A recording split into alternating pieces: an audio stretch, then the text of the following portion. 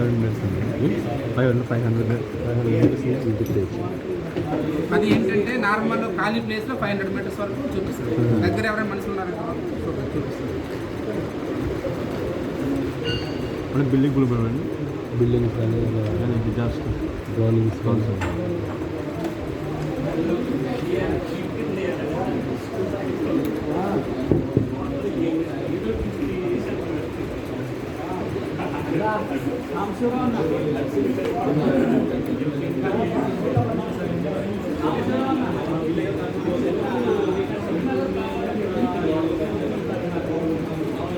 Phone number connect అయింది.